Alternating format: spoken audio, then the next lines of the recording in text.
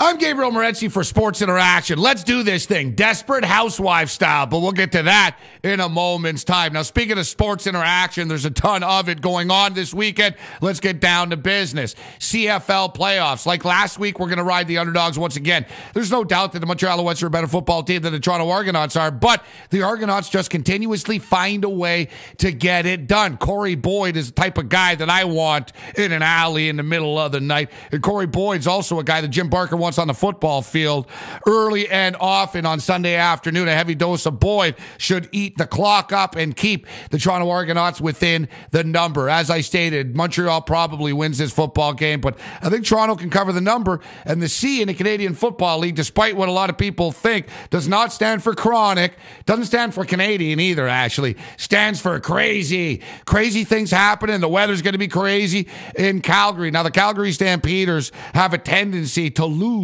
when they're supposed to win. That's just what happens in the Canadian Football League. That's why I'll be taking the Saskatchewan Roughriders. The CFL's trendiest team didn't live up to the expectations and the hype all year long, but hey, here they are, and as we expected, it's Saskatchewan and Calgary. Grey Cup trip at stake. I don't know. You look at the weather conditions, and it looks like they're playing in Siberia. And the only difference between the Calgary and Siberia, really, and the weather, there's more buildings in Calgary. Other than that, I think the weather is the exact same. So I'll stop picking on Siberia. The weather sucks. So a lot of variables going into this football game, but I'll be taking both of the underdogs. Now, speaking of underdogs, how about Michael Vick? I couldn't resist. Michael Vick and the Philadelphia Eagles laying 3 points. A lot of people think this is a trap. A lot of people think there's no way he's going to be able to duplicate what happened on Monday night. He doesn't have to duplicate what happened on Monday night. And in fact, if he only does 50% of what he did, if he plays half as well as he did on Monday night, on Sunday night against the New York Giants, and the Philadelphia Eagles would be just fine. He accumulated 6 touchdowns. I mean, come on. The Hall of Fame wants his jersey. He accumulated 6 touchdowns. If he throws for 2 and runs for 1, the Philadelphia Eagles are probably winning this football game. The Giants, no doubt, will be angry after being embarrassed by the Dallas Cowboys last week. But I like the Philadelphia Eagles here. And I also like the Atlanta Falcons.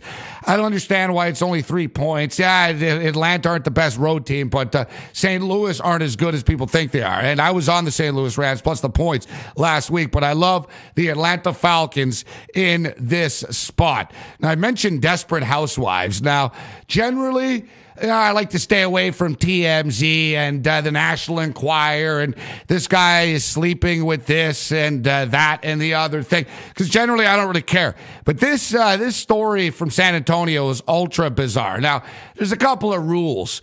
There's the rules in life. Never take a money line favorite that's like over 180. Some would say 160, but that's another point. But what the hell's going on? Why are people so stupid? Tiger Woods lost his empire because of text messages and voicemails, and now Tony Parker does the same thing. Now, Tony Parker's clearly a jerk-off. Not only is he cheating on his wife, but he allegedly cheating on his wife with one of his teammates' wives, Brent Barry's wife, who's, crazily enough, looks exactly like Eva Longoria. I don't get this. Brett Favre sending text messages and pictures of his package to Jen Sturger.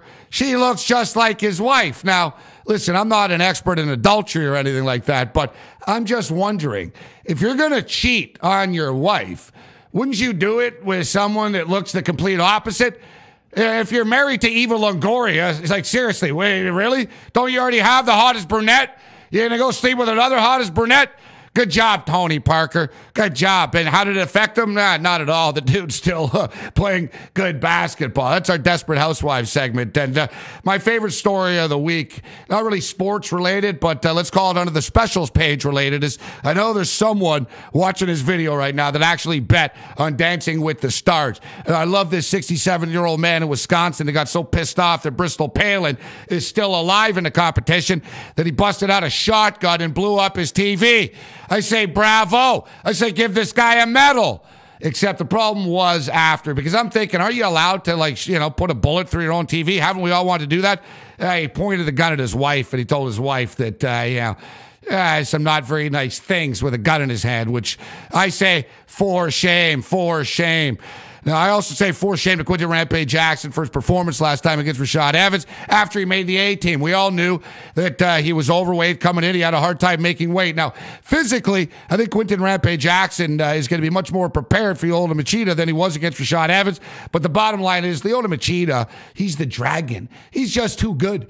And, Lyoto Machida is a fighter. He lives and breathes it. I think that Quinton's just looking to cash a check. And while Quinton might cash a check, I'm going to cash my bet by laying it down on the Dragon. And I love Quinton Rampage Jackson, but hey, money's money, baby. It is what it is, and it's going to be that way. A similar situation with Matt Hughes and BJ Penn. It's the third time they're fighting. It's the rubber match. We don't often see three Pete's and rubber matches in MMA, but here they are at a crossroads of their career. Matt Hughes suddenly resurgent, while BJ Penn really fighting for his UFC life right now. Now, I think even if he loses, he probably has another fight left in him, but I don't think it's a good matchup for BJ Penn, and I've never been the biggest Matt Hughes fan personally, and I actually do like BJ Penn personally, but once again, business is business, and I'm going to be laying it down on Matt Hughes. It doesn't matter. Maybe I'm a BJ Penn fan. Doesn't matter. Maybe I love Quinton Rampage Jackson. It doesn't matter. We all know, we've all been around long enough to know that you're going to end up in a poorhouse if you always end up betting with your heart. I'm Gabriel Morency for Sports Interaction. May the winners be yours.